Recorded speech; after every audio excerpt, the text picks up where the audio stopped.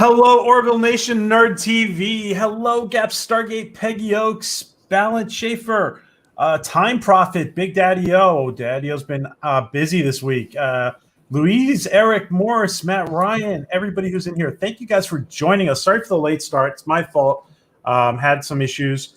And I just want to welcome Nina, Adega, Katie, and Joseph. Welcome, everybody.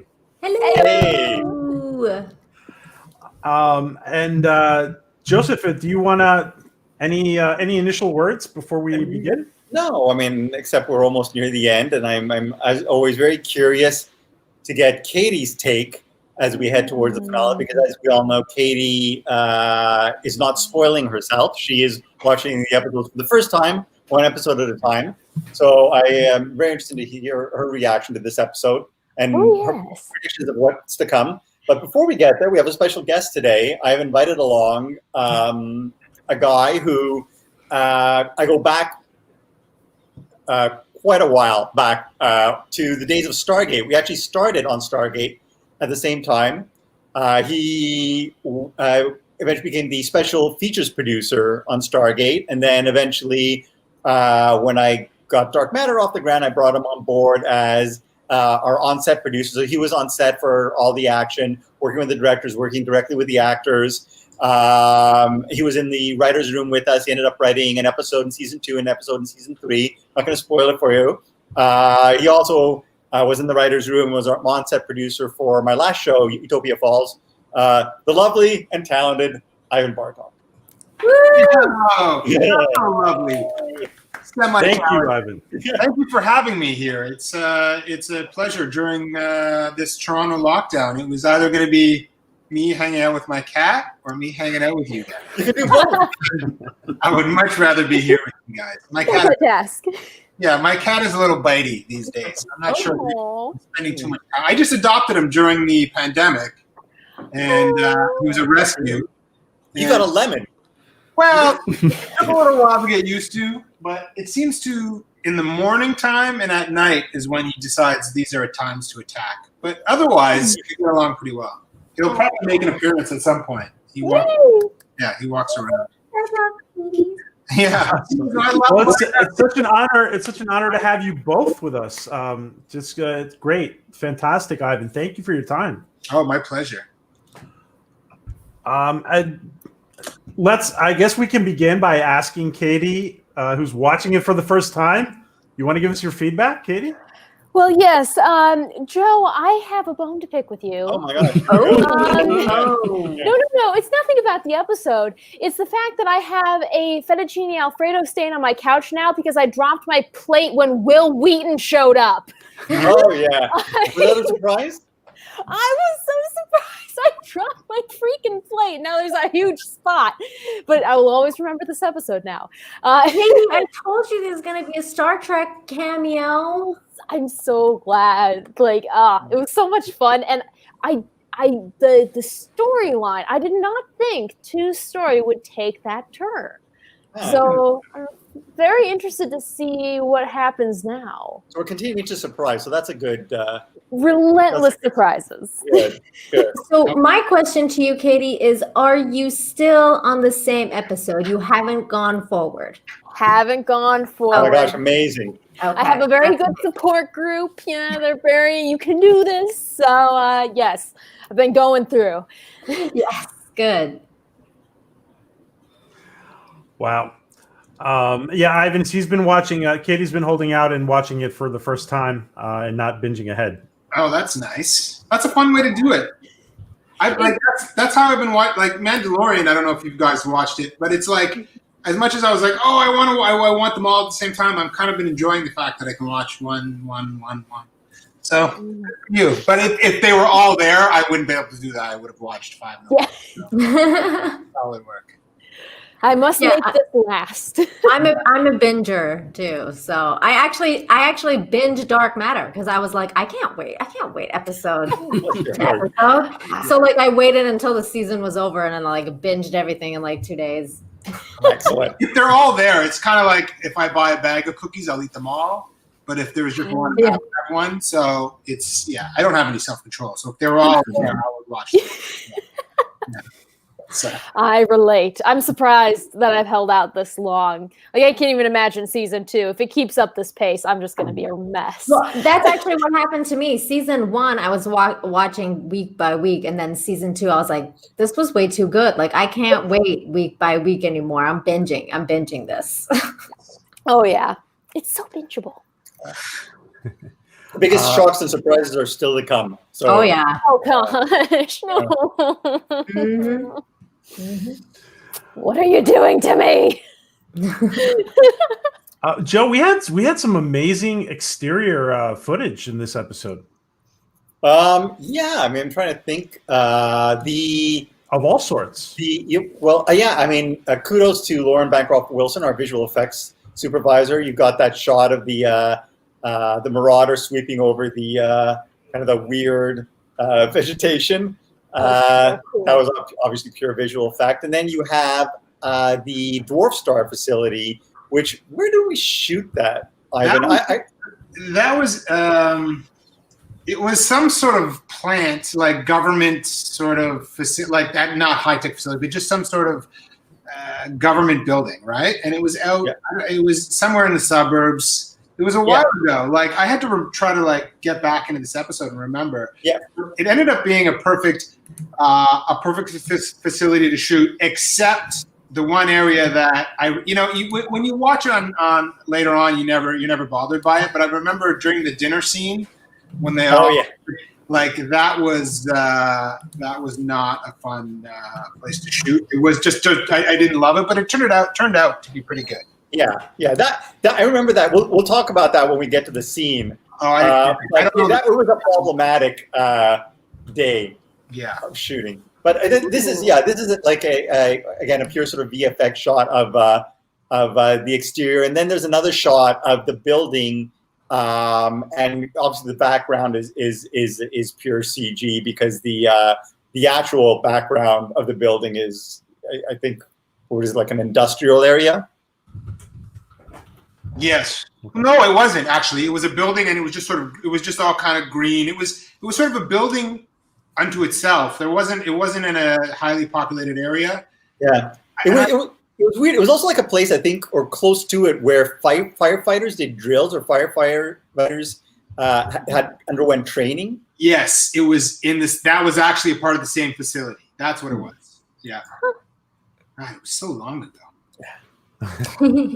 I don't remember what I did yesterday.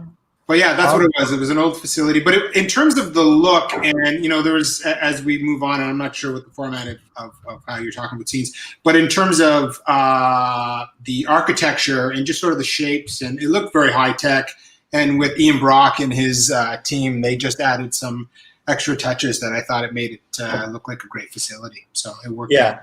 Invariably, I mean, what happens is, we'll write the script, and then it'll go to our first AD and their team, and then we'll go to our locations guy, and we'll go out with the director on our scouts. Or usually I'll say we'll go out. I usually won't go out unless I really have to. Usually Ivan will go out, and they'll send me pictures, and they'll check out different like potential buildings, and no matter where you go, there will always be areas in that building that will work really well for the episodes, and then other areas that won't. So I don't think you ever find like a perfect place. No, and it's also because there's also budget. Sometimes you have to, and I don't think we did in this particular case, but sometimes you have to go to a building and we need to actually pick up another scene from a different part of the episode and try to make that work. So that's always the most challenging thing. But this one actually worked out pretty well. But the location scouts, when you're shooting in Toronto, often you want to, to find a location like this. It's never downtown Toronto. So, you have to get into a bus with 20 people and travel. And hopefully it's good. Because you go out there and then half the time you come back and be like, no, that was not going to work. What else do you got? And then it's the director and everybody going out and finding a location that works. But it's a big place here, so we often get stuff that works. Or you just get so tired and weary that you're like, whatever, we'll make it work. Yeah.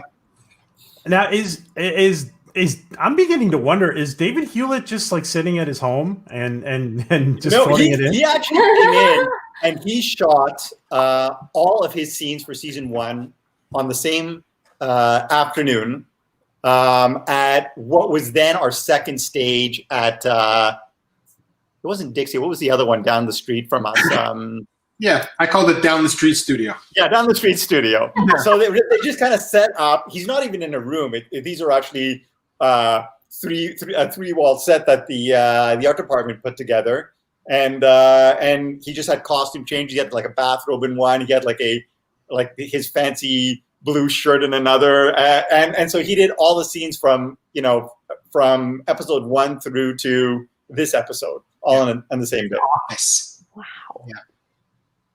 Well, and that's easy to too, because you basically can just bring a camera team with the director, and it's like you can just knock that stuff out. No, you're shooting one static shot, so it's easy to do. What you need is a good actor like David, who always brings it. So it was great. He's a professional. No. Was there anything actually in that urn, like powdered sugar, sand? I was wondering the same thing. Just, enough to scare someone if they accidentally tip it over.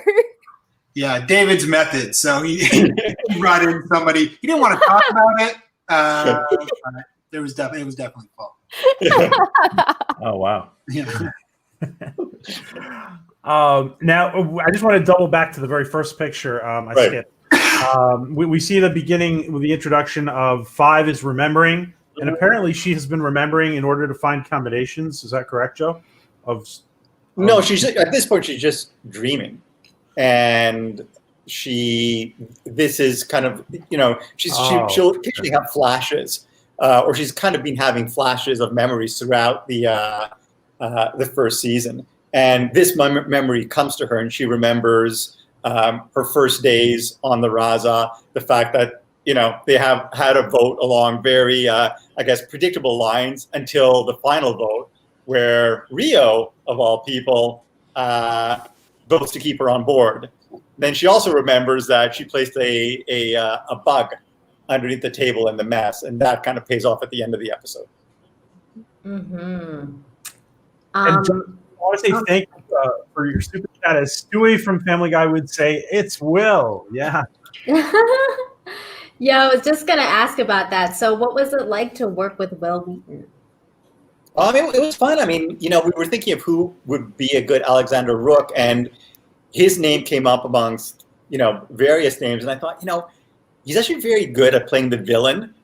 So I thought it would kind of be fun, and so he came on board, and just a really good guy. Obviously he came with a huge sort of online following. He brings his sci-fi cred. He's also a good friend of John Scalzi, who worked on as our consultant on Stargate Universe. So I asked John. I was like, we're thinking of bringing Will on, and John's like, he's a great guy to work with, and so it was kind of fun. I mean, his schedule was very tight. I remember he kind of flew in, and then he had to kind of fly out. Did he actually audition, or were you guys like, here's the part if you want it? No, we reached out to him and offered him the role. He was happy to be there too. Like, he was happy to play a villain and kind of have a bit of a meaty role on the episode. Mm-hmm. So he was great on set. He was a nice guy. He was, it was just like, I mean, when you're on set too, everybody's just doing their job, but I got a chance to hang out with him a little bit and chat, and he was happy to be there. And he said some really nice stuff when he left, and I think on Twitter and everything else, which was really great. So it was fun to have him there. Yeah, he got along well with Alyssa too. Here's my piece of trivia. My favorite movie ever is Stand By Me. So the fact that he was in Stand By Me was everybody was like Star Trek, and we all like Star Trek. I love Stand By Me, so for me that was cool to be able to work with him. You fanned out. I did. Aww. You did. I forgot that he was in Stand By Me. Yeah. Oh my God. You're right. Yeah. So I forgot. What's really interesting about Will is that for the last several years, he's been playing himself on Big Game and stuff. Yeah. That's a dream role. Didn't have to prep. Will we ever see Ivan playing Ivan? My acting ended in an episode on Stargate SG-1 called Prodigy, I think it was episode 7, season 4 or 9. Do your line. Do your line. Excuse me, man. Did you say 10 dimensions? And that was that's when I'll never. That was me with Amanda Tapping. We were in the auditorium, and that ended my acting career. But that's why you look so familiar. I bet like a lot of fans are like, "Hey, where have I seen that guy before?" It's like Stargate Atlantis season. What was it? Season 4? It was Target SG1. So obviously, that just proves your point. Yeah. No. And then Joe and everybody upstairs made fun of me relentlessly. They called me Blinky Cadet because I blink a lot. I can't help it. I'm a blinker. And so in the dailies, which you get the rushes, which is just sort of like all the filming of that particular, all the scenes from the day before. And so when the camera's sort of rolling, but we haven't called action, apparently I'm just doing this the whole time. Can't help it. I blink a lot. And so I thought maybe this was the start of something special, and then Joe crushed my dreams. And I think that's why later on he hired me to work with him. I felt bad. Yeah, so basically, It's a pity hire. yeah. And then the last one, he's like, I just don't know anybody here, so why don't you come and work with me on this show? So I think that's safely behind the scenes. Yeah. Not on camera. Doesn't have to worry about the blinking. Yeah. Well, maybe the next show you get, Joe, you can put me on as an actor. I can get that confidence back. Yeah. All right. Maybe like write the blinking into the character. And Oh, then that's good. Right. There you go. Smart. Nice. Yeah. Right. Oh. Are you saying it's like I have an issue? Because now Someone with a lot of ticks. You're saying that. I think it is like a tick. Like when I start thinking about it, it gets worse and worse and worse. So anyway, I'm just gonna. You can be playing poker and have a really bad tell. Like, is that great? It's true. Oh, It is. look at you, so tough. So The funny part Such will be swagger. if he writes it into the script, and then you get on the camera, and then you don't blink, and then they're like, blink, blink. Like you're supposed to be blinking. that will happen because I'm a terrible actor. Oh, come on. A lot of people think they can act, but it's really hard to be good. It is. Yeah. Look at you. You got a little bit of attitude here. I can see you as kind of a. Well, let me just break this down a little bit. Joe follows everybody around with a camera. And so, like, you have to, I think in the contract, you have to take like 30 shots a day with Joe. He's like, pick up Bubba. Okay. And then you do that, and then you go on. So I didn't really set produce. I was just sort of a props model. Look at that. The new J. Crew. That's fun. That's a I big love gun. working on the show. That's a good picture. Yeah, it's a good one. I don't have that one. Oh. The best was when we did our photo shoot for like the cast, and we bring in a professional photographer. We brought a guy named Norman Wong in, and he did I think in that second season some of the great stills, publicity shots. I got to go and hold the guns and take a bunch of shots. So those are some really fun shots that I actually have. I didn't know this one existed. Again, I just pulled this off the net, by the way. huh? Is Bubba actually like metal or plastic? I can't remember if we talked about that. There's before. two versions. One is a metal and wood and is fairly heavy, and the other one is a rubber version. That is the lighter version. Yeah, So like you can just go up and smack someone with it. Right, And it wouldn't yeah.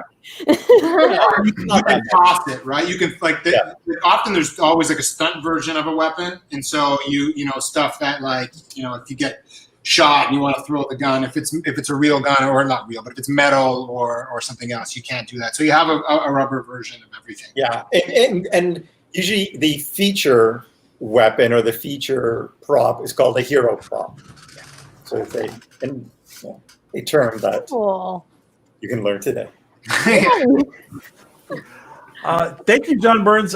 John Burns says, raise your hand if there was ever a moment you wanted Melissa O'Neill to say, shut up, Alexander, to Will. I would have raised my hand, but it wasn't a moment. It was the entire time. I like that line. Shut, Will. Oh my god. I like the way you named his character after a chess piece, being because he was an evil genius. Yeah, I mean, with a name like Alexander Rook, you know that you grow up to become a villain. There's no. That is a predestination paradox going on there. Yeah, it's like somebody named Jeeves. Yeah. What was that? What's that farmer dude's guy name? That farmer dude. What is his name? Martin Shkreli. Farmer Bro. Martin Shkreli. Yeah, Shkreli or something. Yeah, that's like a super villain name for sure. You always know he was going to be bad. Do you ever just meet someone and they have a name that you think I could use that in a script one day? Occasionally, yeah. Really? Well, you do that a lot, actually. Actually, I do. Yeah. But even people if there are people like a writer in the writer's room or whoever, it's like people come up to Joe. You put my name in the script, like Lachna on our last show. You do it all the time. Yeah, and in fact, to Taryn's disease, that Sarah, Three's ex-girlfriend is suffering from, is named after Brandon Tataryn, who was our first AD. Oh man! I knew that. Yeah. Just congratulations, you're a disease. Yeah. They made it in the script. Oh my gosh. So we see here towards the beginning of the episode, we see here towards the beginning of the episode that they have there's a conversation between 1 and 2 about he's letting you know he still feels the same way even though she's been created to some extent. I do think there's a little foreshadowing here going on for the end of the episode, Joe.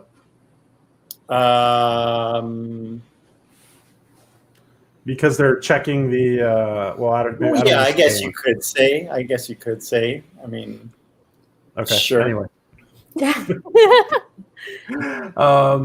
Anyway, so so they start off the episode in a very normal. They're on the ship. They're talking about what she's going through. But then we're gonna get into the thick of the episode where things go awry. I'll just say that I definitely, having rewatched it, I definitely spotted some foreshadowings about the next episode, this episode, and I'm not going to say anything about it, but I definitely, being rewatching it right now, I was like, oh, that's definitely foreshadowing for that next episode. It's setting it up. I didn't notice anything that was out of the ordinary, so now I'm worried. Yeah, not saying anything. This is working with Joe on a show like this, where he kind of had this show. I mean, he had 5 seasons in his head, so there was definitely times that and I was in the writer's room. I read all the scripts. There was definitely times when something would happen, and it was like a call to something that's going to happen so far away, and I'd be like, oh my god, I can't read. So that's the good thing about working with him, and also the tough thing about working with him is that, especially on a show like this, where it's his sort of baby, and he kind of had this idea for 5 seasons, is that he really kind of had a plan. And so you're going to see a lot of those moments of foreshadowing that are going to come down, whether it's 2 episodes next episode or next season. Definitely. Yeah, That's the best thing. I look forward to your comments on the rewatch when the time comes. Yes. Oh, I have a feeling I'm just going to be bashing my head against the wall. How did you miss this? So I really like scenes like this. It just as a side note, because coming from the doctor background and seeing people when their worlds have been turned upside down, and when reality, and she gets it twice. First the memory loss, and now she finds out she has a whole other part of her life that she's forgot about. But seeing in real life people's worlds twisted, in sometimes good ways, sometimes bad ways, but their whole view of reality is shot, and I think she played it very, very well. The acting out that scene, things that I've seen it many times in real people. It hit really well. Yeah, Melissa, it's great. I was amazed that this was her first television role, but she nailed the audition. She nailed the callback, and I just think all of the actors get more comfortable, real more comfortable in their roles, and you kind of see that play out on screen in terms of sort of their performances, but her especially in this episode. Yeah, she's an entertainer. She's an unbelievable singer. She was on Broadway, but there's a difference. But she cared. That was one of the things about working with Melissa, and she cared about decent performances, and would always ask questions and want to know more and want to make sure that she could nail every scene she was in. So it was great. The whole cast was. I would imagine you both seen that quite a bit. You know, you've got talented actors, and then you have those that care, and the difference between the ones that care and the ones that are just acting. Yeah. Yeah, it happens. And then I will say yes. Oh, you guys are both laughing. You must have seen it a lot then. or sometimes you audition somebody and you think, oh man, this person's perfect, and they get on and you're like, ooh, that's different. Yeah. You know, Yeah. but there's a whole bunch of things that happen. Sometimes people have bad days. And so when you have the chance to work on a full season of a show, or 2 seasons or 3 seasons or 4 seasons, you're always going to have bad days. And then you come back tomorrow, or you come back next episode, and it's gone. You know, when you're coming in for a smaller role, you don't have the time to have a bad day. So you got to kind of come in because people are always watching you, and it's easy to remember the ones that you're like, well, you remember him? And as opposed to, but the one also when people come in and they nail it, they're really good. Then, you know, Joe's the kind of guy who will try to find a way to bring them back, you know? So. Yeah. And there are a couple of characters that we will see introduced who end up presumably ending, their stories ending, but finding a way to come back. But that's a story for future seasons. Mm-hmm. But that happens like so often, when especially like if you can bring, you know, Joe does a lot of show, like, you know, he likes to have a lot of comedy in his shows and bits, and so when, you know, just characters that are funny. So when you bring an actor in that blows it out of the water, that was twice as good as you thought, comedy wise, you're like, it's just those moments are so great. So you want to try to find a way to bring it back, and because they just always bring so much color to the show, so it's great. I just want to remind everybody in the chat to please sub to Katie, Adega, and Nina for their channels. Gonna be doing a live stream tomorrow. Woo! Finally. You're going to tell us about that at the end of the show. Mm-hmm. I'm writing it down so don't forget. John Burns, thank you. John Burns asked, would, of course, a Stargate question: would there be a possibility of seeing Will Wheaton in an upcoming Stargate series as a villain? I'd say anything's possible. I'm not developing a new Stargate series. That would be a question for Brad Wright, but I'm sure. Why not? It'd be nice to see a Stargate series. Yes. Yeah. First things first, right? Yeah. That would be cool, John Burns. Okay. And we have more Ivan pictures, but we will save them for. Oh, Right. Save them forever. And Joe has given us another episode of GNN here, which is a lot of fun. Yes. That was also, this is actually a local news anchor, Paige Hennig, who she also did all her news reports over the course of a day or maybe or 2 days for the entire season. And she was so good. You know, you learn, I think I mentioned this in a previous episode, that when you were looking to cast for news anchors or reporters, you should actually hire actual news anchors or reporters, because I once made the mistake of just hiring an actor, and it took twice as long to get the lines. Oh yeah. Yeah. Well, we had one on Dark Matter who I grew up with in Toronto, and she was the face of one of the news, local news shows. And when she came in and she took the script and she was like, is it possible that I could just do a little tweaking here to make it? And I was like, yes, on set. And she just made it better because she has that cadence and she knows how to kind of write a script for that news field. Although I believe I was watching this again, and I think she said McKay. It's so weird. Like when you're all these different words that are sort of made up, whether they're McKay or all these different sort of things. That's all you hear. Is it McKay or McKee? McKay. Every day on set, especially with new actors in. And so when she said it, I felt like I was like, oh wait, did she say it the right way or the wrong way? I'm confusing in my head at this point. I'm so glad that you actually brought in an actual news person, because that's like, if you go to school for journalism, that's 4 years of practice on top of your career. Yeah. You can't replace it. No. Wow. And so we see them go down. We see them go down to the planet to kidnap a scientist. And Joe, is It's not clear to me, and I don't even remember it right now. It's not. Did Tabor actually double cross them or trick them, or? I guess that's a question for Tabor. Should they ever cross paths with him in season 2? Say. Foreshadowing much? Well, I'm just saying if he ever comes back, I would think, that might come up. Yeah, that guy was sketchy, so. And he seemed pretty peeved that they didn't go through him for his last mission. Well, like any agent. Yeah. Exactly. Very agent-like. Who does a Zoom call with an urn? That's my question. In all of 2020, that's one thing I haven't seen. Wow. Yet. There's still a few those left. You're on the wrong Zoom calls. Yeah.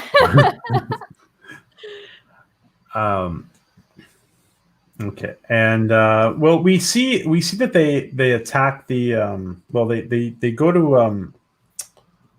they go to forgive me because my images are getting jumbled up. They go to the Dwarf Star facility. The Dwarf Star facility. Yeah. Dwarf Star. That was the name. Dwarf Star. And when they run into Will Wheaton, they get surrounded, and he just presses a button and turns her off. Mm-hmm. It was interesting how they didn't get into a confrontation, but they ended up in this scenario of getting invited to dinner, which is very finessing of the evil villain, right? Because he's very comfortable.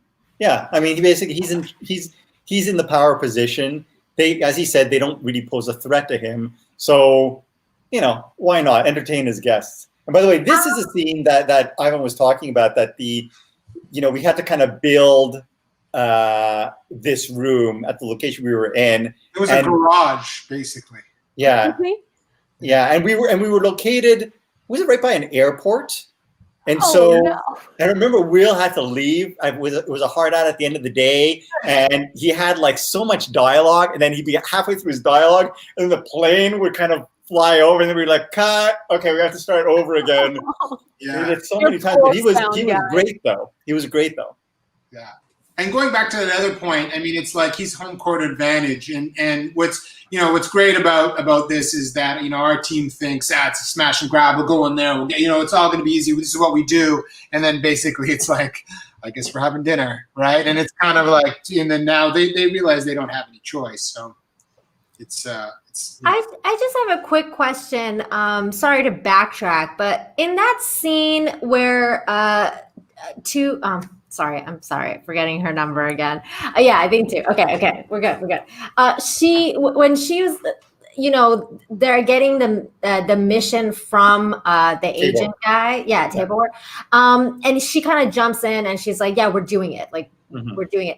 Is that kind of like, were you trying to basically say, because she didn't want to discuss it with anyone else, like she's trying to get back her control because she knows that people are doubting her? And in a way, yeah, kind of subconsciously, she, it goes back to that, that great discussion she had with One in episode 1, which is like, well, who made you team leader? And she was like, well, you did by not stepping up, unless, you want to challenge me, and no one does challenge her. So, yeah, I mean, in that earlier scene, when she's talking to One in the lockup, you clearly sense like self-doubt. And this is her kind of looking sort of, this is her looking to kind of reclaim her position. Right. That's what I thought. Okay, great. Thank you. And thanks, Jeff Beeler, for the comment. I didn't notice that. Interesting.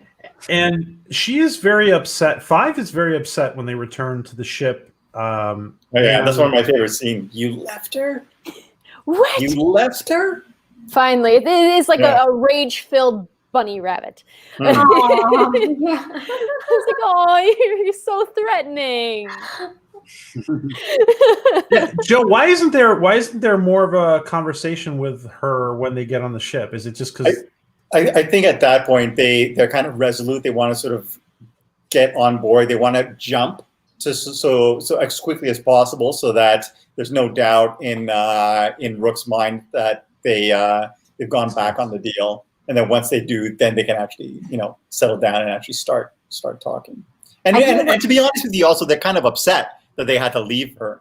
So, there's definite frustration on their part as well. I think one of my favorite lines in this episode was when 4 and 6 are talking in the little space shuttle, and he's like, "Yeah, no, I'm talking about the passive aggressive guy next to you." And he's just like, because he's just so passive aggressive all the time, and that kind of drives me nuts about him. And I thought that was just such a great line, and I also really loved when 3 is just so gung-ho, let's just go in there, guns blazing, get her back, and everyone's just like, dude, calm down. We don't know what's going on. It's just very, it's his character. He's all about that. So, that was... Speaking of 3, why doesn't he like cake? Everyone likes cake. Well, it's kind of annoying because in the original script, that scene played out a little differently. He says, it's a piece of cake. And 5 says, I love cake. And 3 is like, I hate cake. And really, 3's response is more to sort of counterbalance 5's enthusiasm. But for some reason, Jay Firestone, who's executive producer, president of Project Space, he just got so fixated on that line. And he hated 5's I love cake line. And just sometimes he would just fixate on something, and anyways, so that's weird. Yes, yeah. Guess he didn't like cake. Yeah, this is the thing about making a TV show when you have, there's a number of cooks in the kitchen, and so you sometimes you're going to win a battle. Sometimes you're like, okay, well, I'm going to give this person. It's like chess. I'm going to give this person, this move, so that down the road I can get the next one. And that was but it's funny because I just rewatched it and I forgot all about that, and I felt the same way. I'm like, what? That's weird. I don't remember every detail from 3 years ago. I remember all. It still works though. I felt it still worked. But I think I'd argue it would have worked better as a counter to 1. Well, and in the show is the 3 beats, right? Boom, boom, bang, and so it missed the second. Boom, if you will. Yeah. Yes. Agreed. So they do actually get the chance to get back and sit around and talk, as Joe said. And I love this shot, by the way. Andy Makita was our director. Andy Makita, former longtime Stargate director. Recently directed a lot of Travelers. Yeah. And so he actually did these episodes back to back, episode 12 and episode 13, our finale. I want to know how the android's hair stays like that. Because I can't keep my hair in a ponytail. That's a question for Renee Chan, who is our hairstylist. Girl, it's called hairspray. Yeah, there's a lot of hairspray, and then it is morning. She gets, she's in the trailer for a long time. They do that, and then it's spray, and then they always have to come around and fix it up, and it is amazing. It looks. I personally like to imagine it like candle wax dipping, where you just did once in the morning, dunk them in a vat of hairspray, and you're like, okay, good to go. That's everybody behind the scenes. Yeah. shower, and then. The job within the job. Yeah. And it is kind of cool that you exhibit some of the android's unique talents in this episode. Yes, in fact, actually, I'll get. It's interesting. Who was it that was it Jeff who just mentioned the fact that they referred to the android as she in this episode,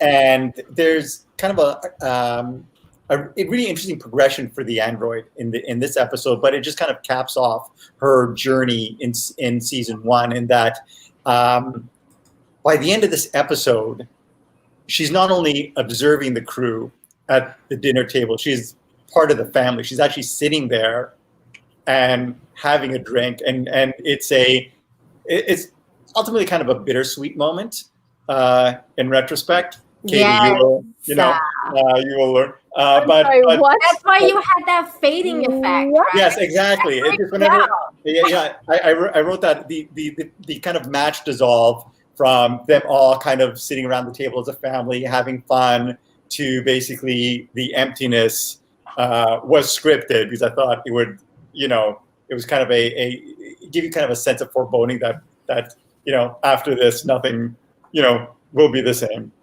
Yeah, I was freaked out the first time I saw it. I was like, "Oh no, what is that? What does that mean?" Like, because it's a very big statement in terms of like how it was done. I was like, "Ooh." Yeah, but really nice again, in terms of the android who finally establishes herself as a member of the crew, and it's something she kind of cements earlier on in the conversation with her. What do we call her? Randroid, because she was red. I think, and she says, I'm a machine with friends. So, well, I mean, speaking of her and her performance this episode, I loved that line where they're like, yeah, she's going to go in there and be like super quiet and take care of business. And then she's just going in there like this. Yeah. John Stead special, that fight sequences where she kicks ass. That was so cool. And like she's just being like so loud because they're like, yeah, she's gonna be super quiet, and she's just like crashing the entire room, and like there's like glass shattering, and like it was just great. Like such a great nice edit too, like it was a good perfect cut. Yeah. And then you just have her kind of peek outside, look around, and then just continue on her way. Yeah. I just want to remind my two favorite scenes. When they approach the star, the cinematic, and then the other one is when the android drops out of the drop ship, just gone, boom, into the dirt. But cinematically, I love those two scenes the most.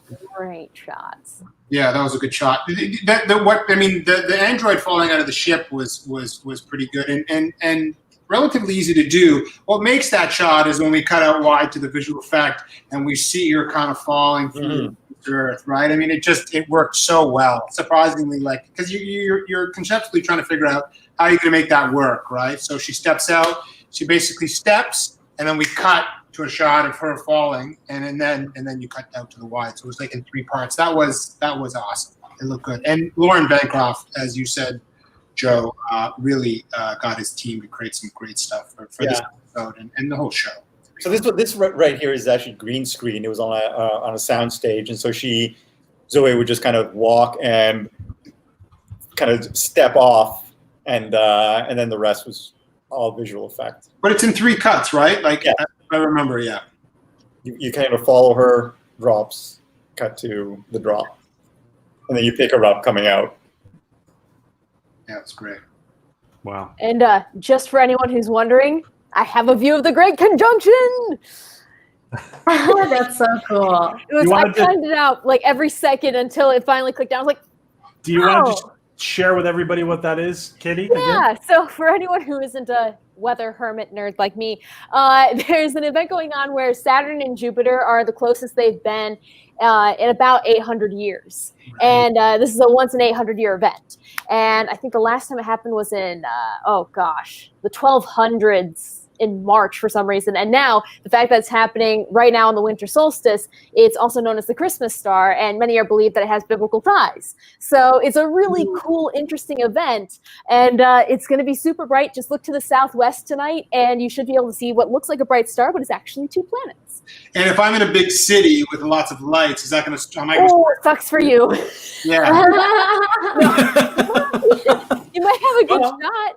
It might be the only thing you see. Right. So it might be the only thing you see. If you avoid airplanes, you might be able to see it. Where am I looking again? I got to write this down. Oh yeah, look to the southwest. Anytime really before midnight tonight should have a decent viewing. Great. Southwest, like anywhere you are on the planet? Pretty much. Yeah, well, northern hemisphere. Right. Okay. Now, I just want to remind everybody in the chat, thank you, Kitty. I just wanted to, next week, assuming there's no pause, and Joe will let us know there's a holiday pause. But next week, guys, when we hit the season finale, I propose to everybody who is watching this and watching the replay and in the chat right now, everybody invite 10 friends for the season finale. You're assuming I have 10 friends? Yeah. Wow. Via Zoom. Yeah, On Zoom, You on got Zoom. 5 right here. Just got 5 more to go. exactly. You'll all be There getting you invites. go. Okay. But just to clarify, not invite them to your house. Yeah. Just invite them to view. Not guys, not Yeah, to the viewing. These guys got really sick. PJ told them to invite 10 people over. Yeah, oh God. I get fines now from the Canadian government, the Yeah. U.S. government, European governments for telling Just to people to clarify. congregate. I'm technically in South Dakota. There's no law here. Lucky you. We could walk straight into a Walmart right now and regret our lives ever after that. Yeah, in Mexico, there's no such gathering laws either. You can congregate. Yeah. Yet we're still alone. Joe, was the John Burns asked, was the dinner scene based on the comment you can get a lot further with a small gun than a I'm not sure what the comment is, but I small think than it's a gun. supposed to be a smile and a gun than a gun alone. That's what the smile Absolutely and a gun. not. I actually have never even heard this quote. Really? Where's it I from? like that. I'm not sure where it's from. Oh. I don't know. I don't know, but I'm using it now. Make sure you Thank get you, it right. John. though. Okay. And that was a beautiful shot of go ahead, Kitty. That was a beautiful shot of the star, by the way. Well, just going to touch on that comment there. It's really true. Like, I like that the villains in the show aren't necessarily the strongest or the ones with the biggest guns, but like they actually have brains, and you don't have to be super strong to outwit someone. So much more interesting, and you can just tell way many stories. I mean, there's only so much you can do, and it's some brooding big guy, and they can come around every once in a while, but they always end up getting it. With a guy like Rook or other sort of like brainsy villains, you got to play more, and it forces your characters who are opposite of them to have to use their brains as well. Adega cloned himself. For a Did minute. anyone else talk to Bodegas for a second? You know what? Sorry to interrupt, but I think since I have people coming home this time of day and it was the same as last week, they might be eating bandwidth real fast, and that's what's causing my issue. No. Because the same thing happened last week. Hang on. Now, with these lights on set, are they as bright as they like and uncomfortable for the actors as it appears on screen? Because they're all like shielding their faces. Yeah, these are pretty bright. Really? Yeah.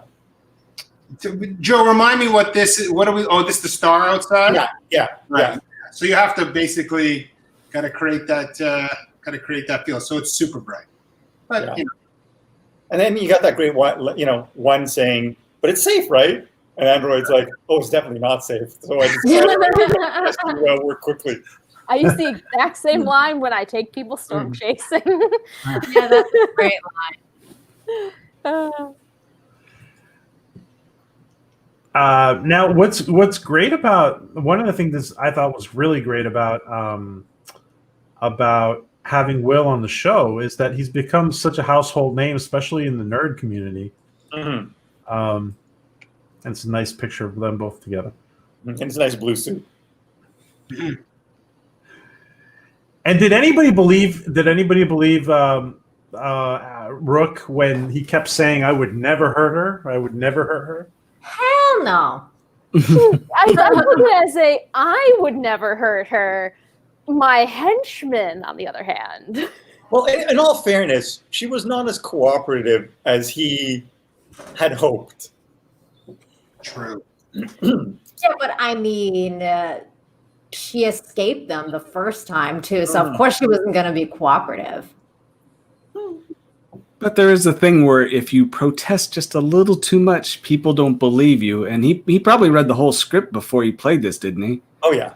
Yeah, so he knew where it was going. I think that was, I mean, sometimes he's absolutely brilliant at what he does. And I think that was, at least in my mind, that was his intention, is to, I'm protesting just enough to make you not believe me.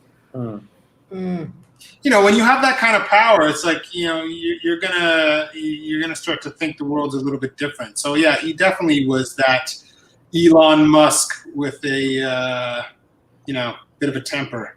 and it was always underneath. Yeah, he's just kind of a little less crazy Elon Musk. Although, if you've been seeing what he's been tweeting recently, I would beg to differ. Oh yeah, no, Elon is definitely crazier than Rook. Yeah, that's what I said. A slightly less crazier version of Elon Musk. Now, Ivan, I think there's a question we all want to ask you because Joseph has said so many times that you have been his eyes and ears when he's not physically on the set. Like, can you tell us a little bit? Can you tell us a little bit what that's like? How do you guys work together in that way?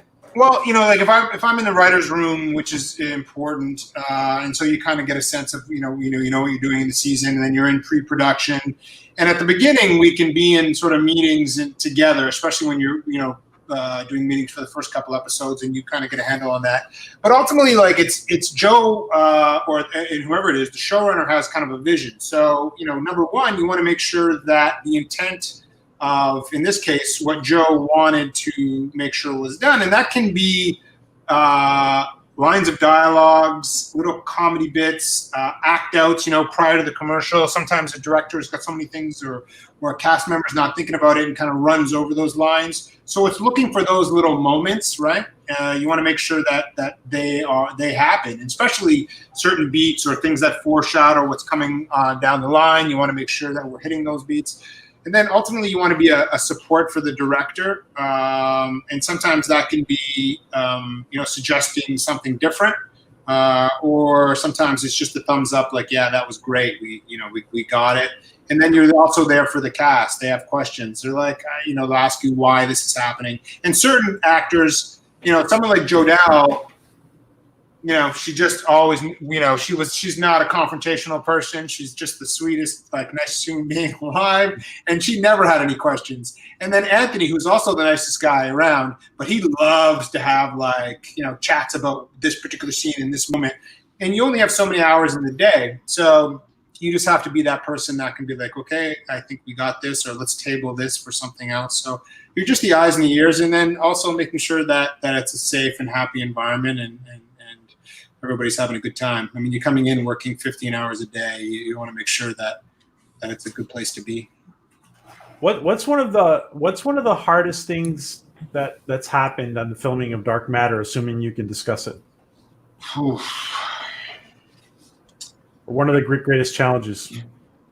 The spiders exploded on set. Just in general, before Ivan comes up with any specifics, I think one of the things he does that makes him invaluable to me is that Ivan has a director's background, so he knows that when it comes time for me to get in the editing room and kind of assemble my producer's cut, I'm going to need certain angles. I'm going to need, certain coverage. And there are certain directors who kind of have a cut pattern in their head who may not have planned to shoot something. So Ivan is always on top of that and will make sure I always get the footage I need for my cut. The background for that too is that television is not a director's medium; it's a producer's medium. So when you're doing a big feature film, they're the creative sort of genius behind it.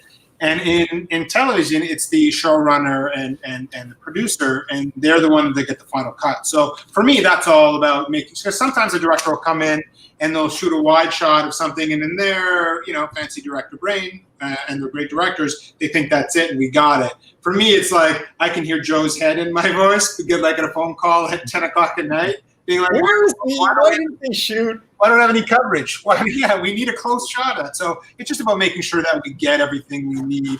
And the more you have, the more you can get in that limited time we have to shoot it, the more you're going to give Joe and the editor an opportunity to cut however he wants to cut it.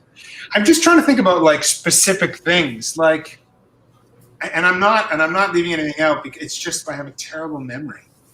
Joe, oh, that's okay. Let's think of if any sort of real issues. I mean, I'm sure there were plenty of times when the director was like, "Great, done," and you were like, "Well, actually, no. Oh yeah, we're not done." But it was never every. I'm sure there was some initial resentment, but ultimately, certainly, certain directors are don't want to hear it, and you have to have those discussions. But that's just working. It's part of the business. If you whatever you're doing in life, if you're in a setting working with multiple people, you're going to have conflict, and conflict isn't bad. It's like you're trying to do the best thing possible. So that kind of thing happened. I mean, there was definitely times, when you had expectations of things when you arrive on the set and it wasn't what you wanted. Mm-hmm. That could be frustrating. But again, you'll see in every show, there's always certain episodes that you're like, oh, it could look better, but you're trying to juggle a budget, you're trying to juggle the amount of people. It's like, okay, we can have 50 extras in this scene, but you can't have a cool set. Or you can have 25 and a half cool set. It's like it's always that push and pull. But is there anything specific that you're asking me about? Is it a cast thing? I'm trying to like. By the way, Jeff Beeler in the comments asks, how much discretion does the on-set producer have? And honestly, I mean, the on-set producer has a lot of discretion.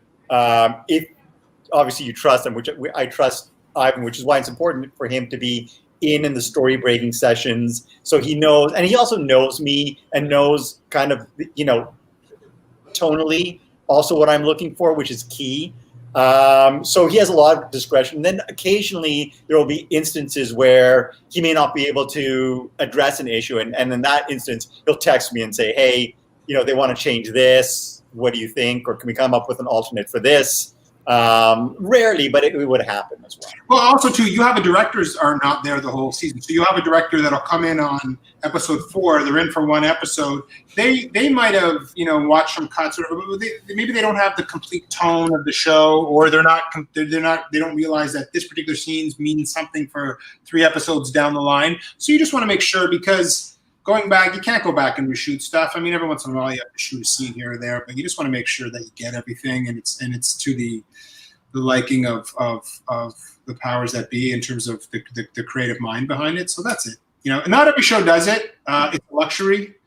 So it's certainly a nice thing to do to have on set if you have a show, to have a set producer. Sometimes it's just a writer will come down, but you get a junior writer who's young, and they kind of have a vision often of like what's on the page should be exactly what's on the screen, and there's 100 reasons why that's not always the case. In your mind, you've written this scene at a palace, and this particular is we have everything, and you get there and it's like 4 walls and a chandelier, and they don't get it, right? So there's a push and pull with making television. So you just want to it's a lot of merit to both of you, because it's such a team effort what you guys do. The fact that it comes off is just, it's a huge team. Like there's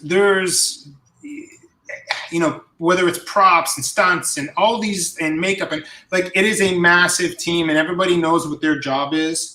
So sometimes you want to, and being a set producer, you just kind of oversee things. And, it could be something as simple as one of the actors walks on the set with a new haircut that I never saw any pictures of, or Joe never saw any pictures of. Yeah. That happened.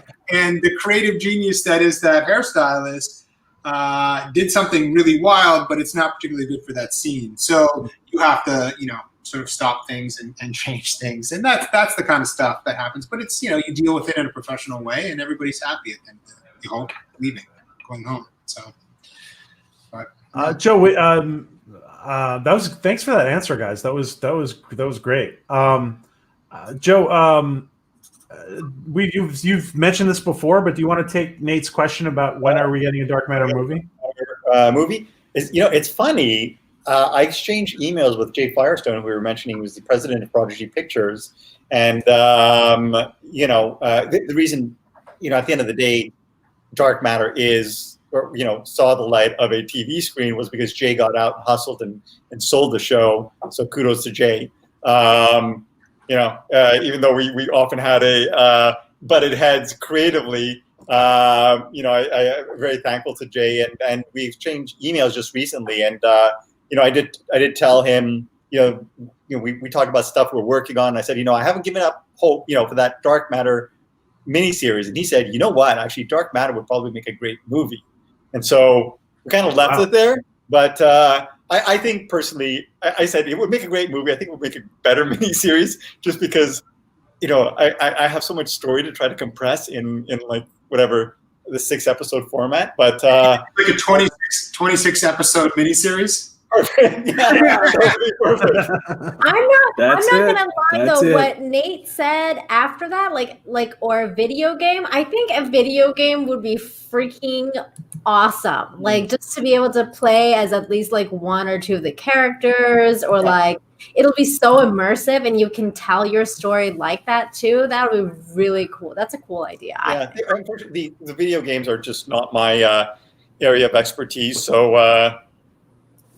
I would prefer to go the TV route. You'd have to talk to some expertise people, but you would get to write the same script and like the same story, and it would just play out in a video game format instead, and that's really cool. Joe, and we had just put up this picture, and Susanna makes a comment about it, and this is also one of my favorite lines, along with Udell's line that you mentioned before, about her having "I am an android with friends." Was that written to make the android feel more human, even though she knows she is not? I think she actually does feel not human, certainly more than the machine or android claims she is. And that's why they, and you can kind of sense kind of the small steps. There's this conversation here. There's her sitting at the table rather awkwardly. There's her, trying the drink. She's there's a definite progression in her journey over the course of season 1. And Ivan, there's a question to hear from Sarah about what you said. What's the policy for grooming with the cast? Well, the policy is what we've established. I mean, unless there's, you have a haircut and you have facial hair, and you gotta have continuity. So one of the issues is that sometimes we will be shooting something for, let's say we have a particular shot or a particular scene that's in a warehouse, and that's shooting. And I'm just throwing it out there in episode 3. It's for episode 3, but we can't get out to that warehouse because we can't just go out, bring the whole crew, shoot that warehouse. So we're going to shoot it at episode 6 with the other warehouse thing. So we got to make sure that everybody's very similar, and so you have to have that continuity. So. If somebody comes in and says, "I want to shave my beard off," it's like, no, you can't, because it's funny you mentioned that, because this was an issue in this episode, because this episode, in the early flashback in her dream, we see a continuation of her when she gets put in the airlock, shoved in the airlock by 3, who's going to basically shoot her out, or claims he's going to shoot her out into space. And we saw the beginning of that sequence in a previous episode. And in that previous episode, I don't recall if Anthony was clean shaven or he was more scruffy, but we ended up obviously shooting the second part in this episode. And by this point, his facial hair is different. So you'll notice that in the scene, if you replay it, he's in the background, and he's got his face over his mouth, and the whatever scruff there is, I think was makeup. So I couldn't kind of watch for that. If you rewatch the earlier scene with him, his face is kind of like, he's in the background, kind of out of focus. He's got his hand in front of his face to kind of cover the fact that really the kind of the facial hair doesn't really match. Have you guys has an actor ever been given a beard by makeup because he shaved it off? I think this was the case. I think we kind of gave him some facial hair in this one, just for this scene. But it's never really that convincing, so that's why we set up the scene. We shot the scene the way we did. What about with Will Wheaton's character? Were you like, oh, like did he come in like, baby face, and then you were like, No, that was his real facial hair. Okay, good. But it's something to keep on top of. Like, an actor will, there'll be, not in this the case, but there could be a scene where they're sort of just shaving, everything's got bad, and you forgot that in 3 episodes later, so somebody has to keep on top of that stuff. And the continuity person, the script supervisor, really has to keep on top of that. And that's those panic moments on set where, like, wait, Ivan, Brad, who was our script supervisor, will pull up that shot and be like, he has a beard here, now he's got no beard here, and then everybody panics. But then you find a way to work around it, and that in this case was Anthony with his hand over his mouth. Wow. Well, ladies and gentlemen, believe it or not, and without anybody realizing it, Katie has actually gone and done a weather report for her weather station while we've been talking. I snuck away.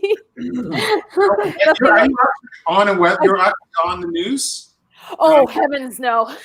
No, just a Facebook Live letting everyone know that the Great Conjunction's happening right as clouds rolled in. So yeah, but you're on the news, Katie. You do news. Oh, yes. Yeah, I'm the morning meteorologist, so this is like my bedtime. But hey, as long as you're not in studio, you can go out in the field. That's pretty cool, though. My sister works in that. It's so much fun. That's awesome. Really? Wow. Yep, it's great. I prefer to actually just go out and do reports in the field because I chase tornadoes. So this is just second nature. And it's a lot easier. And that's why you're in South Dakota. Is that what you said you were? Oh, yes. Yeah.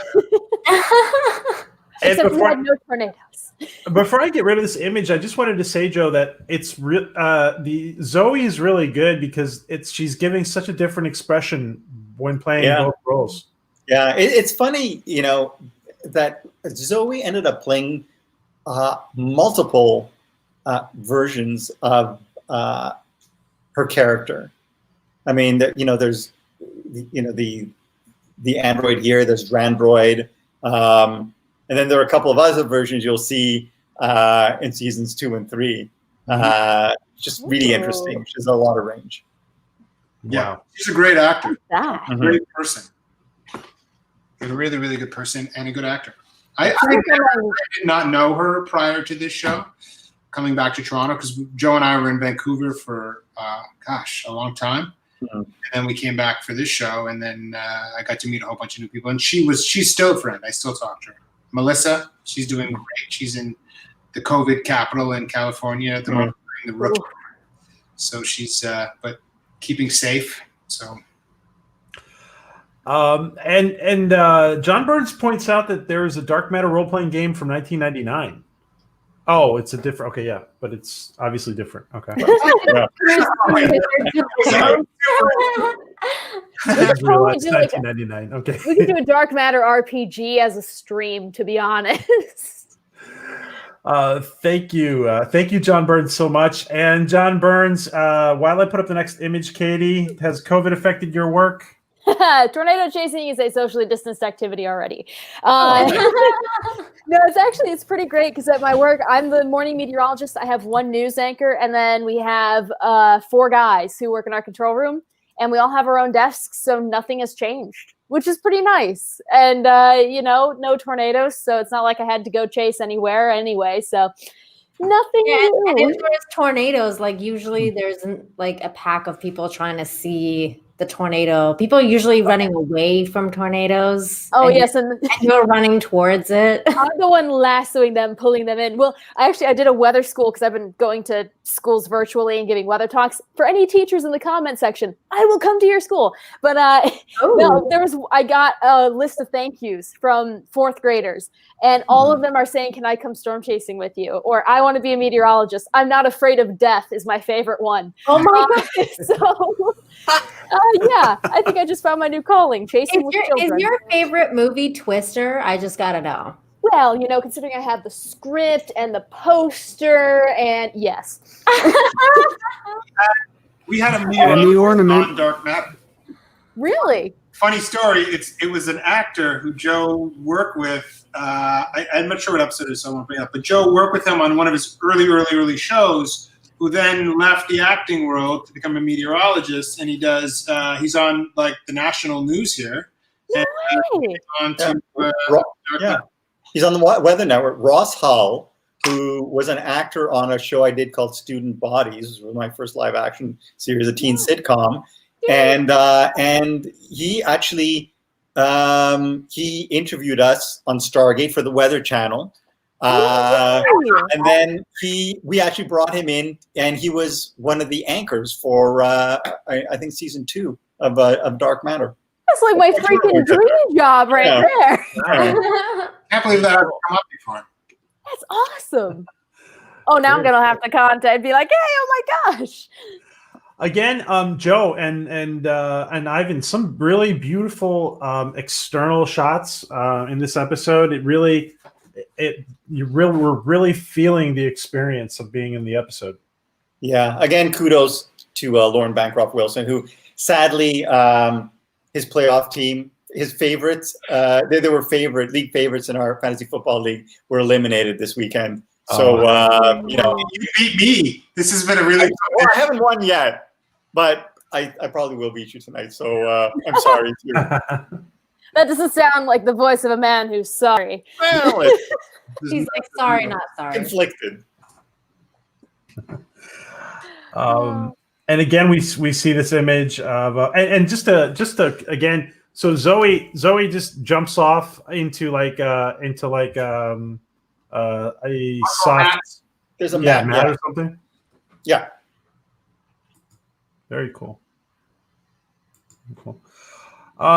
And here, Joe, here in this next image of Melissa, she pickpockeets the lab worker, is my understanding, right? Yes. Yeah. When he comes in. That dude is a creep. Like, did anyone else get major creep vibes? Yeah. Oh, yeah. Okay, good. It's one of those characters. It's like the couple that wasn't the couple that maybe Hansel and Gretel, brother and sister. I don't even know. From the last episode, y'all just put some creepy people in. That's what, when the creepy people meet their end, it's much more satisfying. Yeah. It really is. Yeah. Yeah, you guys did good casting. He was creepy. Oh, brilliant I casting. love that line where he's like trying to, test your pain receptors. Yeah, exactly. You should test your pain receptors. Deliciously. The whole time I was like, oh, she's going to take him out and it's going to be sweet. And then she did. And I was like, yes. That's one of my favorite single shots from this episode. And he kind of set up is, I didn't want to sort of waste time with like another huge sort of fight sequence. So I just scripted her, you just hear the sounds of whatever horrific happenings are happening behind that closed door. And then you just kind of open the door and you just catch a glimpse. And if you freeze frame that shot, it's pretty horrific. That was people kind of bent out of shape and limbs askew, blood everywhere. More blood. We did it a couple times, and the first, it was like we shot it probably the PG version, and then what you see was we don't even have to freeze frame it. We kind of stand it for a little while, where she basically tore everybody from limb to limb. So it was fun. It was fun to shoot that day. Did anybody else? Did anybody else think when we were watching this that we were gonna? Did anybody else feel like there was gonna be blood splatter on the glass, or was it just? I almost did, yeah. Ooh, that would have been fun. That would have been a good shot. Except we probably would have had to do VFX because, or like somebody trying to get out, and then there's like the hand, the bloody hand, like just. Oh, gosh. But I think, to be honest, the reveal of because I think if you saw the splatter, then it would lessen the reveal of the carnage after she opens the door and walks out. I'm sticking to. I like it. I felt like, as a viewer, I felt from like watching other things we've watched in the past, we've all watched. I felt that the absence of the splatter on the glass was like keeping us on our toes. For me, anyway. Yeah, it's true. I mean, I think it worked. Subverting expectations. Mm-hmm. Yes. Part of me was wondering if like a body would just fly through the glass. Just out you go. Yeah. Expensive. That's a stunt. Yeah, true. One glass was already shattered in this episode. Yeah. They can afford another one. Ivan, are you a big sci-fi fan? Or are you just in the industry for work? No, I do like sci-fi. I like everything with good story. The great thing about sci-fi is you can just tell super imaginative stories. So if it's a good sci-fi show, or if I hear good things, I watch it. Joe's got me into a lot of sort of like great sort of Asian cinema. But I do. I remember, like, it's funny because I was in university, and my roommate at the time was a big Stargate fan, and I was watching it, and I got into it. I was like, oh, I like this show. And it's funny because you develop these, like, a narrative around the characters as we're watching the show. I remember thinking, oh, that Teal'c seems like such a nice fella and like so innocent. And then I met him, and he's kind of crazy Chris, right? So, but I do like sci-fi. But I like anything with good story. I mean, you know, but I'm not specifically like, I don't hunt out sci-fi. John Burns says Terminator 2, the guy who licks Linda Hamilton. Oh, is that the actor? No, I think he's talking about creepy guys. So creepy. No, yeah. Yeah, the creepy guy. Oh, okay. Oh, as far I understand. Is it bad that by looking at those clouds, I can estimate the temperature that was at the atmosphere where the where the shuttle was flying? But that's on Earth. Yeah, true. But it had habitat. Like, it had plantation or plants and stuff, that vegetation that looked like ours. Maybe roughly the same. What is that called? A Class M planet in Star Trek? Or? Yeah. Class M? Yeah. Speaking of sci-fi, I want to go back to that question. What's everybody's favorite sci-fi show that they're watching now or watched this year? The Expanse. The Expanse, all right. Oh gosh, you can't put that on me. Oh gosh, okay. Can I give you a list? No, I just want one. No, we don't have time for lists. I want one. You can only watch one for Christmas. Oh gosh, I'm gonna have to go with Star Trek Voyager because I've been rewatching it it's rewatching Voyager too, Katie. I love it so much. That's it. Nobody else. Anybody watch Raised by Wolves? Yes, I watched it. I freaking love that show. Yeah, I did like it. There was the ending. We'll talk about that a different time. But yeah, we definitely need to talk. Raised by Wolves. Oh wow, that was good. It's good. Yeah, I think it's worth watching. Yeah, it's worth watching. It's very entertaining. It's highly entertaining. Yeah. I love the concept, but it's easy to sort of nitpick. I'm just interesting to hear. Joe, are you watching any sci-fi right now? No, I just finished watching a Korean monster series called Sweet Home. To be honest with you, I love genre television, but I often am very disappointed. I find in general people are like, you're gonna love this show, and then I sit down to watch it, and I'm like, well, this script is shit, and I get angry. I get angry because I'm like, I feel like, I can make a better show than this, honestly. But I mean, it's been a while. So I'm somewhat reluctant. This is why basically I kind of lean towards the, I watched the Japanese Alice in Borderland, which was this crazy alternate world. That's sci-fi. Yeah, that's sci-fi. I mean, it's but there's too much I watched the whole thing. It's a great concept. It's cool, but there's too much melodrama. Ivan, I also really enjoyed Dark on Netflix. Oh, yeah. That's a good time travel sci-fi. If you're interested. I was watching it, and I think what I did is I had on I couldn't find my glasses or something, and I was putting on. I put on the what do you call it with the subtitles? No, but I did the fake voices, and it took me right out of it. The dub, yeah. Dub never work. No. So I gotta go back and give that another shot. Everybody seems to love it. Yeah. I love it. Ivan, have you watched? Do you watch The Orville? I have not seen The Orville. What? No way! Oh, you gotta watch The Orville, man. All of a sudden, the screen goes black. Yeah. The Orville is basically like the best Star Trek show on right now. Just saying. So in mind, this is. I'm here to be schooled. Was it originally a comedy, and then it became less of a comedy?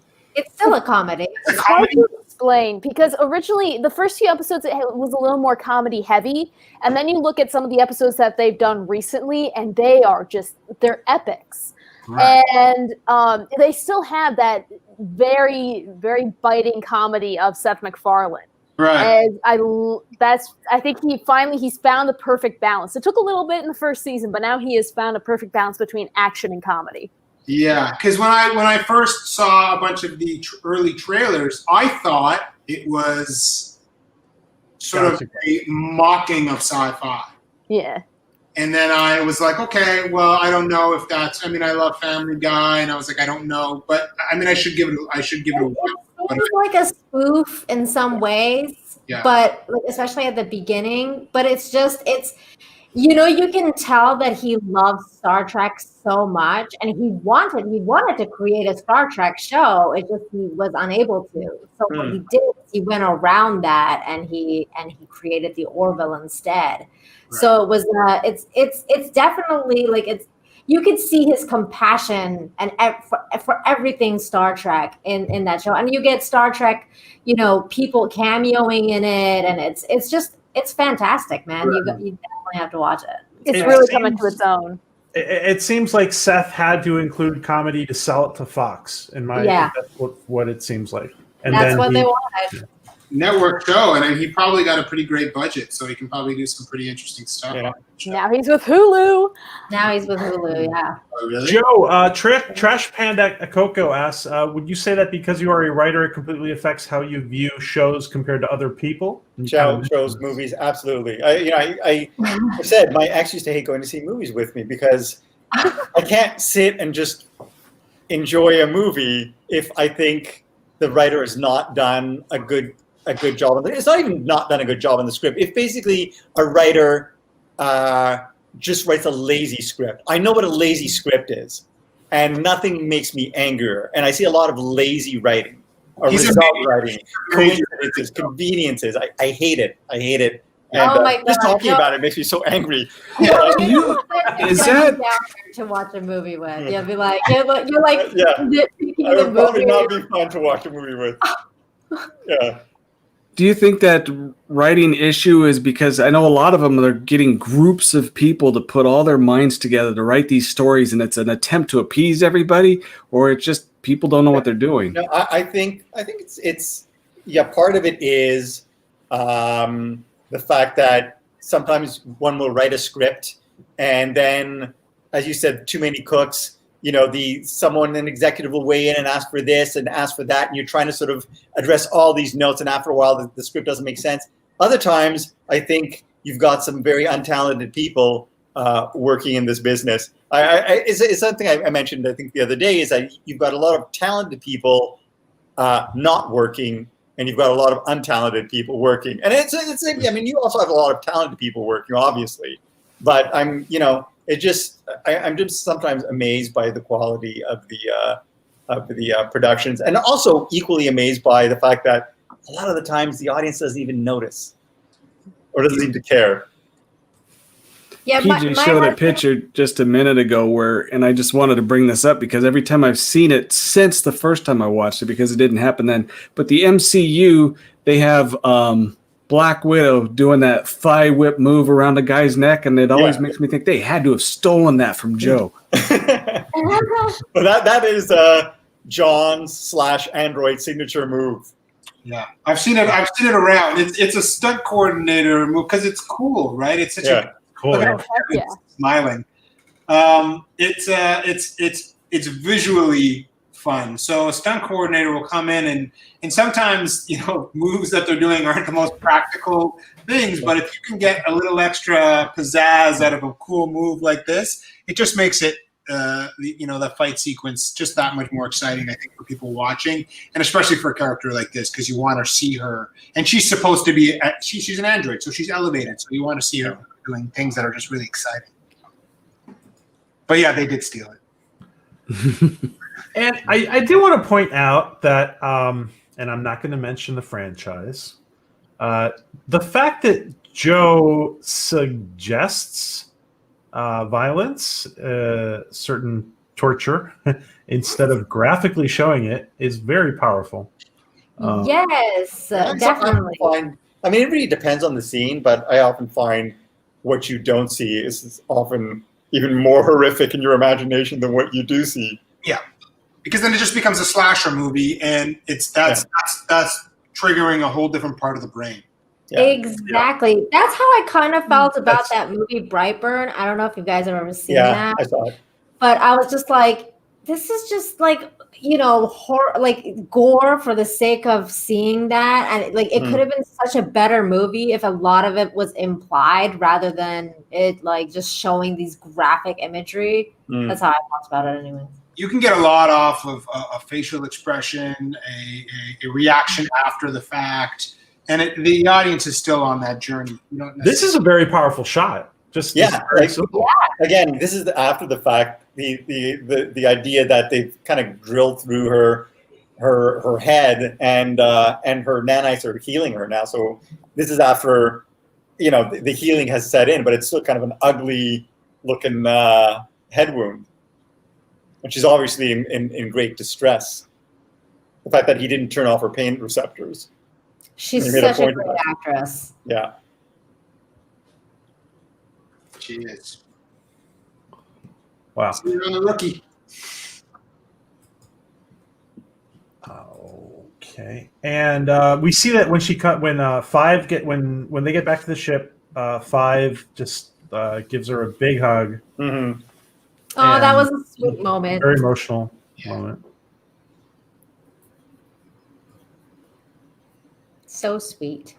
Yeah, I like those guys. I like scenes with those two. I thought they were great. I mean, Joe, they're both so good, and they both know how to play it. And I two is often the harder, kind of more rigid leader type, and to see Five having those sort of like, kind of almost family moments, I thought were fantastic. Mm.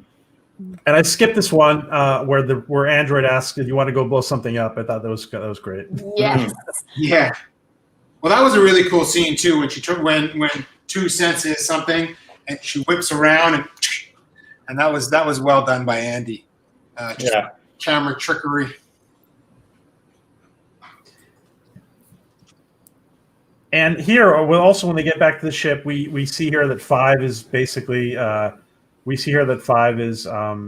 She's telling them, "Oh yeah, I can program the ship and unprogram it." But, yeah, that was cool. Mm-hmm. And then Six has that kind of funny look. At the end of the I didn't know you could program. Yeah. Neither did I. And again, Joe gives us a wonderful and a heartfelt family moment towards the end of the episode. No, it's going to end poorly for everyone involved. The fade. The fade. What do you mean? Food poisoning? Next episode, we had to save some money, so the ship and everybody's sick. It's a terrible finale. Oh gosh! Poor budgeting. And then we go back to Yodel listening to the audio that she remembers how to recover. And essentially it's 2 and 4 plotting to kill someone before they get to the mining colony, which is a callback to our pilot before they head into stasis to where they're going to hit the mining colony. I don't know why. I have the sinking feeling that like at least someone is going to get whacked in the next episode. Like, wouldn't that be sad? Oh, this guy was really cool. I love that mysterious dude. Yeah, this is an interesting scene. Yeah, and I love the subtitle. Like, oh yeah, like that was really cool. So who thinks they know? Well, I mean, this real question is really for Katie. who used the cattle prod on the android? Katie. Who done it? Well, it's someone she knows. So it's not an intruder. So there goes my sweet and innocent view of things. So it has to be one of the crew. Well, based on the height at which the rod is being held, it probably isn't 5. So scientific. Yeah. Going for the heart as if stabbing with a sword, so maybe 4? Ooh. Oh, interesting. I, Yes, we're gonna find out next episode. oh God. Next episode is our locked. No, it's a really locked room mystery, but more of a locked ship mystery. And I love that in the spirit episode. of and then there were none. Yeah, it was a very like a detective murder mystery kind of feel to it, and I love those kind of storylines. Yeah. So I was really into that. It was a lot of fun. Answers, revelations, and the big and the final shot is like another huge WTF moment. But Katie, we're not going to give it away. You'll have to watch and see. And then Joe's going to pay for your therapy, Katie. Yeah, okay. There's a good trade-off there. Oh, I'm nervous and excited, and it's just like it's almost as if it's on air right now for me. Like, you're waiting for the week, you get that adrenaline buildup, and I think that's why I haven't binged it, because I have a sick way of torturing myself with the adrenaline. I will say one thing about the finale.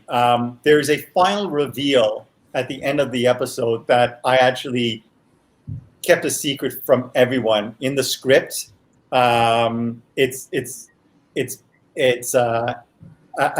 don't reveal it in the script, so nobody knew what the answer was, and we saved that scene for like the very last day, and I ended up gathering the cast, and Ivan put together a special feature. He actually videotaped me doing the reveal to the cast, and that's on YouTube, and we'll link you to it, but only after you watch the finale.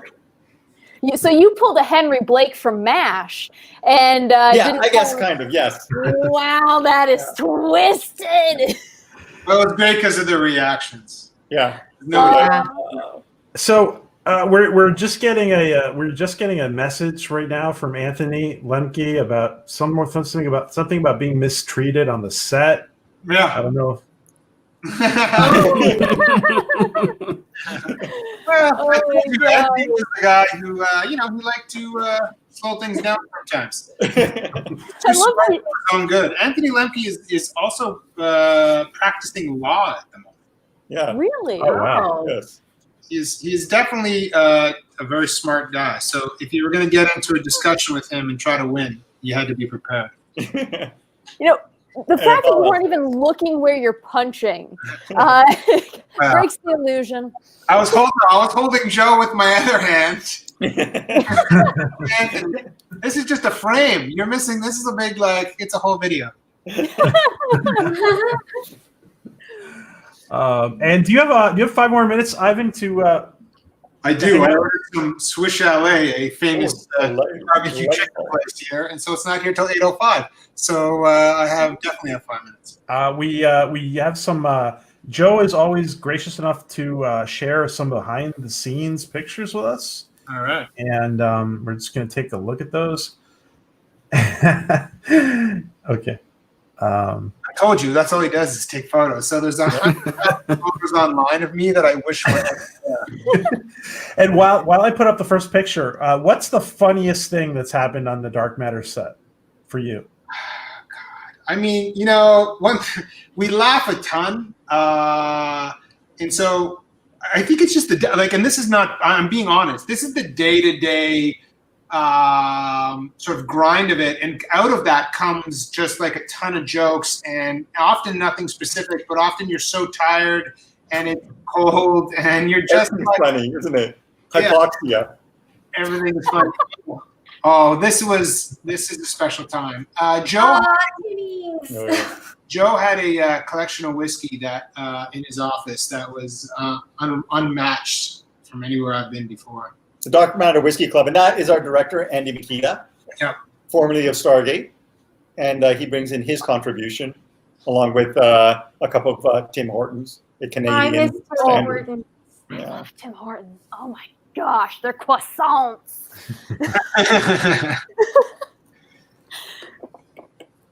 I could eat an entire bag of their whipped cream. I've come close to it too. I missed him. Morton's in South Dakota? No, they got rid of ours. Oh.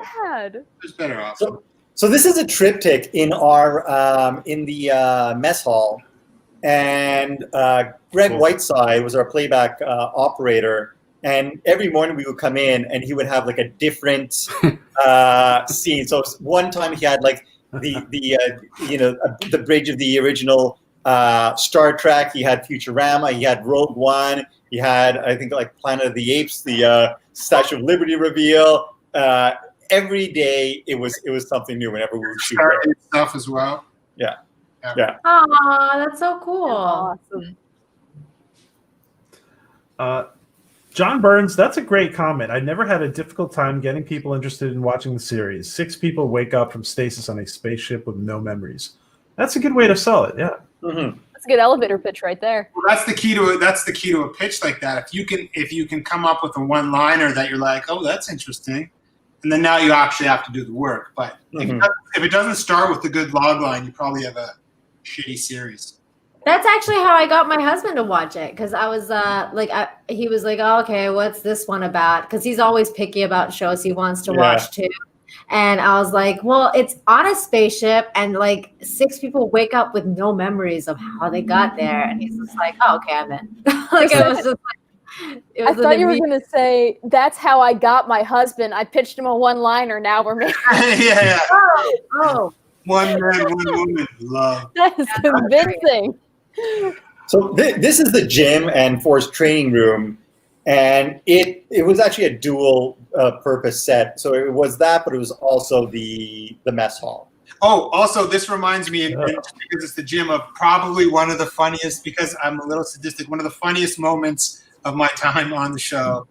Alex Malari, kind of like, buff in shape, like loved to exercise. And we had this scene where he was doing pull-ups. And we were like, oh, you don't actually have to do them. We can get like a lift or something for you. We can get something that helps you. He's like, no, I want to do them. So Joe and I, that was great until we had. Because he did them in the rehearsals too. We're like, you don't have to do them in the rehearsals. He's like, no, I can do them. So they got to a point where like he and you can't, like, if you do it perfect, you got to keep doing them perfect. And we got to a point where I think it was about, I don't know, the 3rd or 4th take, and he was struggling. And it was so funny because he wanted to be tough guy and do them for real. And that was definitely a funny moment. Alex, by the way, is great. I love Alex. Good dude, yeah, for sure. But it was like a lesson learned for everybody. Yeah. He got to learn there's ways of doing things on TV that are easy. Wow. How many takes did you guys actually do then for that? Well, we had to do wide shots. Probably, you want to shoot the wide from a couple different angles, and then maybe 2 takes of each. So, and he was doing a number of, and he was doing it during the rehearsals. Yeah, this is it. This is the scene. Yeah. So he probably ended up having to do about 100 pull-ups. Oh wow! Oh. But he's fit. He's a fit guy. Yeah. Season 1, he was super fit. Yeah. So, just a word to the wise.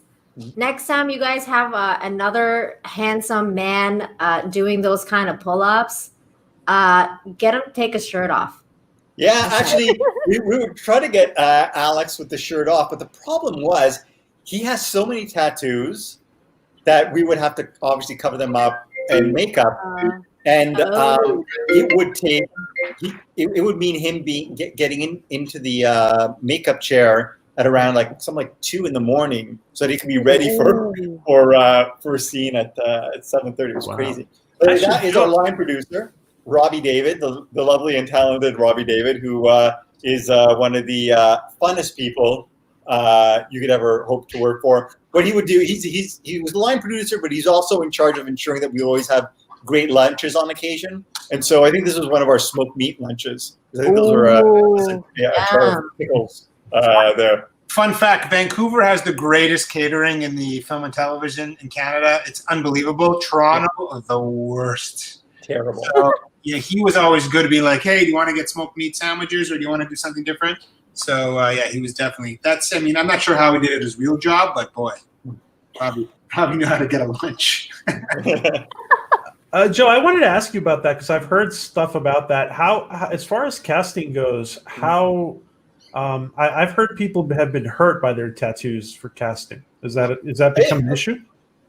Well, I think it makes absolute sense. I mean, for instance, for a sci-fi series, more often than not, you don't want a character with tattoos, and so you'll often have to spend time in the makeup chair, and it can be.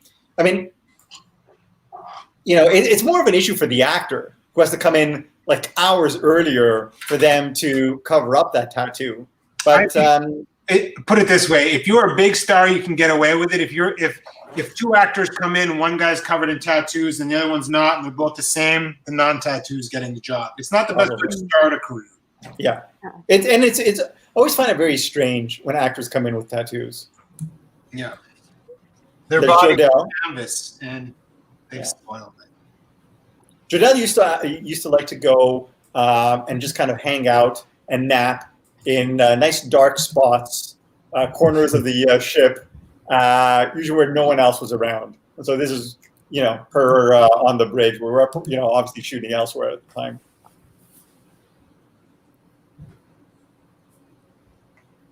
All right. Yes, and that's shooting the Marauder.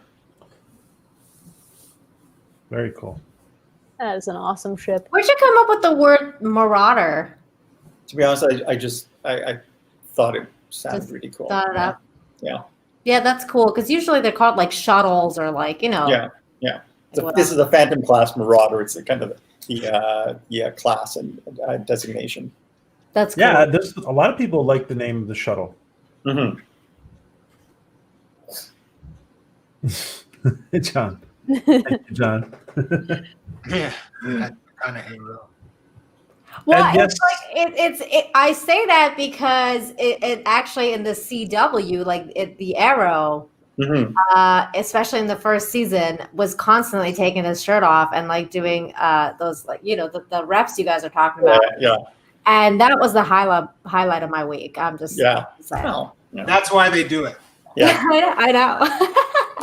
Anytime you see somebody like if that's a character trait, it's like okay. Yeah, I was like, Stephen Amell is on the screen. Yes. Yeah. Okay. And yes, Katie's smile is infectious. Yay!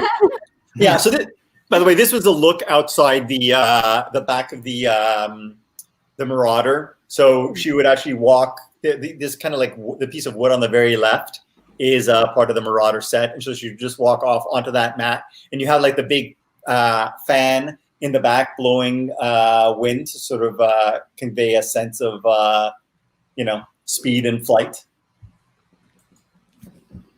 And then immediately after jumping off, she gives a weather report. Exactly. What's the color you can't wear if you're with? It's actually green, right? So you can't. Green. Yeah. Green if you have the green screen, and then if you have a blue screen, then you can't wear it, and it's just it throws off your entire wardrobe. Yeah. There's It's like your floating head.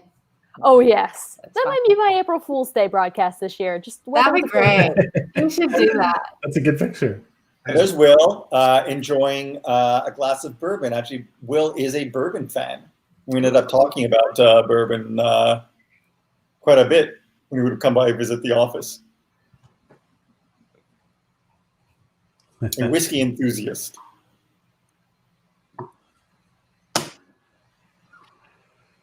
Oh, here's the gang.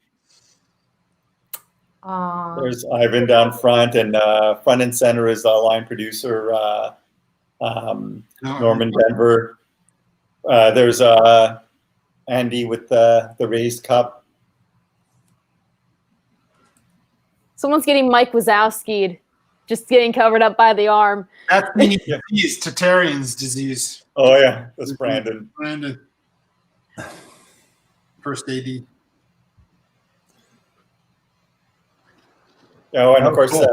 this was all Roxanne, who did all the designs for the signage, and there was just tons of it throughout the facility.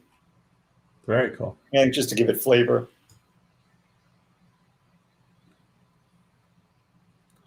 You could totally make like a sticker sheet from all the facilities and stuff. Mm. That'd be awesome. Yeah. So this is the place we were talking about. I guess in the back you can see the kind of more Station 1. Yeah, the fire station. This is all still in Ontario, right? Yep. Just outside of Toronto. In the greater Toronto area. Yeah. Well, here we go. Cute. Going off of the camera. Yeah. That's cool. Now, if you really wanted to make it fun, you could make those into water pistols. Mm. They all had their own this sort of unique gun. So that was Two's gun, which actually I lent to the production, the Utopia Falls production, and I need to get back. But there she is. 2 guns. You guys didn't let him keep it after the show was over? No, actually, I kept all the guns. Oh. I kept one of each. You know what guns I have? What? I have guns from that. You remember that Will Smith movie, I, Robot? Yeah. I have a few of those guns. Remember they had those kind of special. I was doing a short film or something, and I was friends with the props master, and I was like, "Do you have any sci-fi guns?" He's like, "I got these iRobot guns." Oh, that's cool. I still have those things. Yeah, I should sell them on eBay, or keep keep them for my collection. You should keep them for your collection. All right, I gotta start a collection. Collection of prop guns. Yeah. Okay. Yeah. Cool. And his crazy mustard pants. Oh, whoa, yeah. It looks like he did a slip and slide down a mud hill. Wow. You can never have too many zippers. Let's see. Yeah. Okay, and see this is what I was talking about. There's some sort of like a training facility, and so they are in kind of their hazmat gear. It looks like 2020. Yeah, Yeah, it does look like 2020. Oh. It's like green screen lime green. You could have used them as extras. Actually, we used some of those in the dinner scene. You see them hanging behind. Behind them. Oh, cool.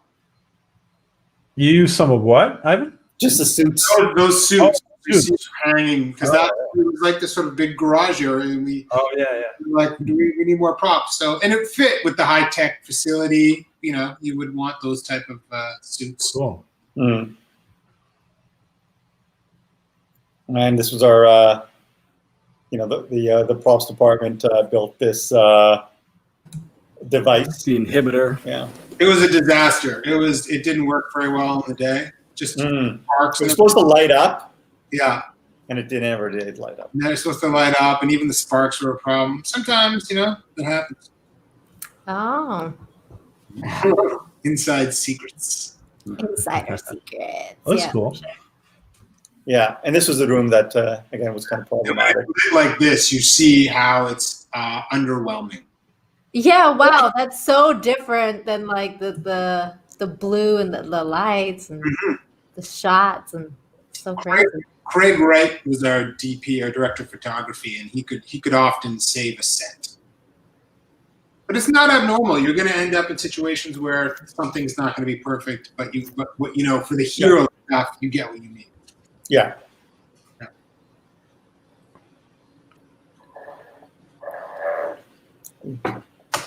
Wow. And that's the Marauder when it's kind of stripped down. Aw. So you guys can tilt the whole thing, right, Joe? Yeah, it's gimbal. So occasionally what they would do is during space flight, you get like 4 or 5 people on either side, and you would just kind of gently rock it. So you can get that sense of movement. That's so cool. Cool. Must be fun to be in there. Like, woo. Yeah. Hey. Wow. Is that a puppy? Yes. Ah! She's saying it's my bedtime. Yo, can you relax? Can you give us? We're almost done here. Thank you. Thank you for your cooperation. That is so cute. Ah. Joe, Sarah Jet mentioned something that you were typing about in a subreddit about 6 is so good at flying the Marauder. Remember, says John Burns. I do not, but 6, is like any of the other characters. Is something 3 mentions. It just kind of comes to you. The fact that it's like muscle memory. So he knows how to fly the ship. Like 3 knows how to fly. Whirl his guns, and 4 knows how to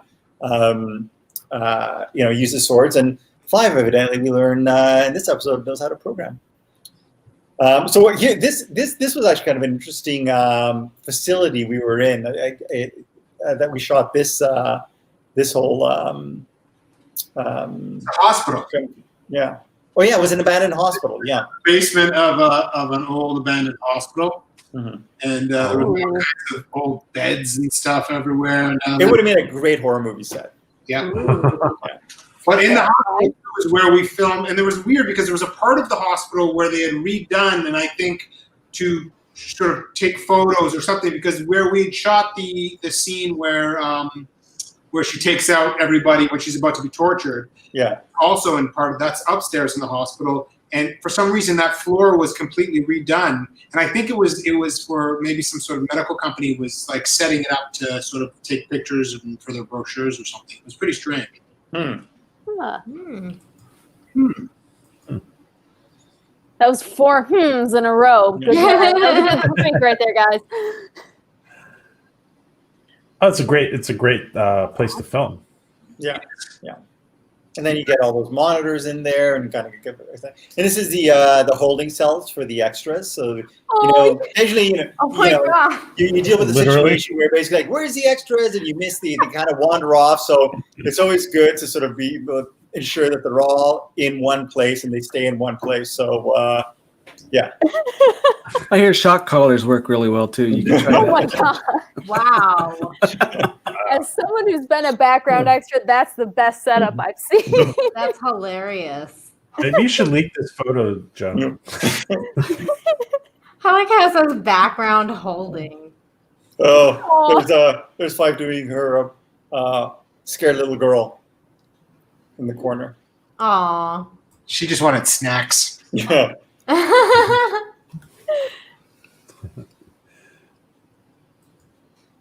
Oh, and there's Roger with his cool jacket. Ooh, looks cool. Yeah, that was good. That's a good picture. His 2-gun look. Everybody gets a 2-gun look. Yeah. Except Anthony, who's always eating on screen. So basically, I was like, here, let's get a shot of you eating off screen as well. Wait, is he eating cake? I don't know what that is. It looks like a s'more or something. I don't know. That's egg salad. Oh, it looks like, yeah. An egg salad sandwich. This is a thing of the past too. That you can't do that anymore. Just food hanging around, so people. Yeah. You have to and touching it with your bare hands. Wow. Yeah. It's probably over now forever. Yeah. And farewell buffets. Well, that's one of the things that happened on set is we ended up having a Norwalk virus because of that ripped through the set. So, wow, really? Lesson learned. This is why I never eat. I've never eaten off the craft service set. This is also why I actually don't pre-COVID. I never ate in buffets. Generally speaking. Oh yeah. I'm just not a fan of buffets. The rule is got to be the first one to get there. So. Yeah. That's true. Graduation party, first one in the door. Yeah, that's my office. That's the garish orange couch I had in season 1 that I eventually replaced with a nice black leather couch in season 2. But worked for Nickelodeon with that couch. Yeah, pretty crazy, pretty wild. It's very uncomfortable. Oh, Mean Gene Brody, who was our Brophy, who was our on set. Sorry. I love the little angry growl. Yes. So cute. So set dresser. Oh, good. She's the best. Yeah, she is the best. Oh, Roger taking a coffee break. It's okay. Oh, I've only met your dog for fractions of a minute. but I would die for your dog. It's only 10 to 8. Wow. It's only 10 to 8, but she starts crying because she wants to get into bed. Because when she gets into bed, she gets a treat, her bedtime treat. So now she's like, and it gets earlier and earlier and earlier. So like we're going to bed at 8:30 because she complains so much. Anyway, and ending with Zoe, amazing Zoe Palmer. Love it. Wow. Who I would love to work with again. Yes. But that goes for the entire cast. They're amazing. I am sorry, ladies and gentlemen, for the late start. It's my fault. Ivan, I wanted to ask you, what are you working on now? Is there anything you want to share, you want to plug, you want to promote? Well, what you're doing? I'm only working. I had a meeting today with a production company and another writer about a comedy. Ooh. So that was fun. And then things are pretty slow in terms of production. So I've had a lot of time to sit around and do some writing for during COVID. And then, my goal or my hope is to work with Joe again soon, because it's always the best environment and best place to work. And we have a lot of fun doing it. So hopefully we can get another show going next year. Next year, 2021. So, I mean, right now it's good because it's not like the last 5 months I was like, oh gosh, nothing's going on. And then now it's the holidays, so I can relax. Make peace with it. Yeah, January 4th, I'll start panicking again. But just working on my stuff, trying to get things going. And then, Joe sends me a lot of stuff to read, and it's always pretty great. So hopefully one of those projects will go. So you're definitely going to be involved if there's a dark matter reunion of sorts. Say it again. So you're definitely going to be involved if there's a dark matter reunion of sorts, whether it's a limited series or a movie. Yeah. Or if Joe invites me, I would be back for sure. That's yay. Yeah, probable. I don't want to sort of commit to anything right now. Yeah, treat me mean, keep me keen. I get it. Yeah. What does your T-shirt say? It is. I don't know if you recognize that. It is Attack on Titan. Attack on Titan. Yeah. Nice. That's one of the shows on my list. Did you watch the final season? I have not watched the final season yet. I'm actually rewatching Evangelion right now. So once that's done, I'm on it. I read the manga of Attack of Titans, but I've never watched the anime because I was like, I'm gonna wait until it's over. Yeah. And this is the last season, so yeah. So I was like, and now that like they finally finished it, I'm like, yes, now I get to watch it. Ivan, I want to thank you so much for being here. It's such an honor to have you here, and I want to thank Joe for inviting you. Are you kidding? Thank you. This has been fantastic, and I've been so desperate to like have a chat. I mean, my days are so because it literally is like this lockdown. So the fact that I could spend a couple hours with you guys and try to fit in, I appreciate it. I appreciate it for me. And I haven't seen his face actually in I feel like months. I mean, I ran into you.